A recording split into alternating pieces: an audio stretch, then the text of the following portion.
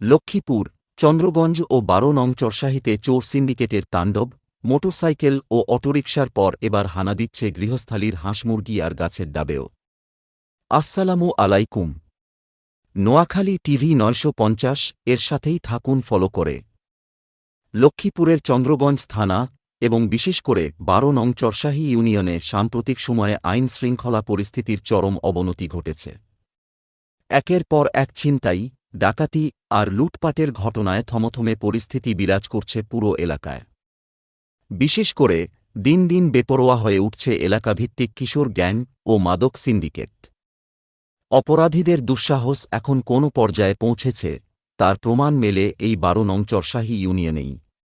কিছুদিন আগে কাজী শাহাদাত হোসেন অন্তরের মোটরসাইকেলটি চুরি করে নিয়ে যায় চোর চক্র। এর ঠিক একই দিন রাতে রামপুর ৮ নং ওয়ার্ড থেকে একটি অটোরিকশা চুরি করে নিয়ে যায় দুষ্কৃতকারীরা। চোরদের এই তাণ্ডব এখানেই থেমে থাকেনি, পার্শ্ববর্তী তিতারকান্দি গ্রামেও হানা দিয়ে অটোরিকশার মূল্যবান ব্যাটারি খুলে নিয়ে যায় এই চক্রটি, যার ফলে মুহূর্তের মধ্যে জীবিকা হারিয়ে অসহায় হয়ে পড়েছেন দরিদ্র চালকেরা। স্থানীয় ভুক্তভোগীরা জানান, শুধু মোটরসাইকেল বা অটোরিকশাই নয়, লক্ষ্মীপুর, চন্দ্রগঞ্জ ও চরশাহীর আনাচে কানাচে এখন ছোট বড় সব ধরনের চুরির হিড়িক পড়েছে। গাছের ডাবসুপারি থেকে শুরু করে গোয়ালের গরু ছাগল, এমনকি ঘরের হাঁস মুরগি পর্যন্ত দিন কিংবা রাত সুযোগ পেলেই সাবার করে দিচ্ছে এই চক্র।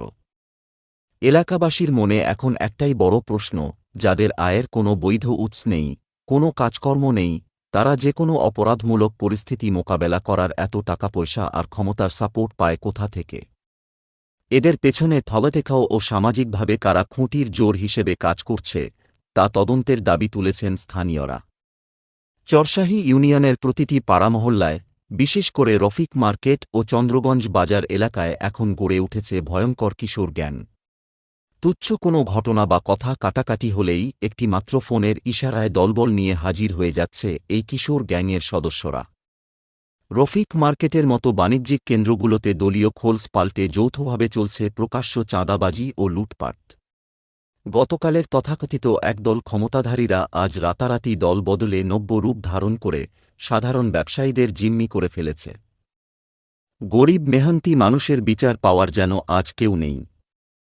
এলাকার শান্তিশৃঙ্খলা ফিরিয়ে আনতে এবং সাধারণ খেটে খাওয়া মানুষের রুটিরুজির নিরাপত্তা দিতে এই অপরাধীদের অতি শীঘ্রই আইনের আওতায় আনা জরুরি।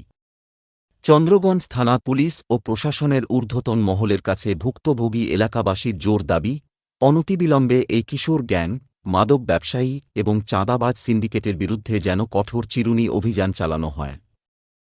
১২ নং চরশাহী ইউনিয়নসহ পুরো চন্দ্রগঞ্জ এলাকার এই নৈরাজ্যকর পরিস্থিতি নিয়ন্ত্রণে প্রশাসন কী ভূমিকা নেয় তা দেখতে চোখ রাখুন আমাদের পর্দায়। লক্ষ্মীপুর ও চন্দ্রগঞ্জ থেকে পাঠানো তথ্য ও চিত্রে নোয়াখালী টিভি ৯৫০-এর বিশেষ প্রতিবেদন। এতক্ষণ সাথে থাকার জন্য ধন্যবাদ। ভিডিওটা শেয়ার করে সবার মাঝে ছড়িয়ে দিন। আল্লাহ হাফেজ।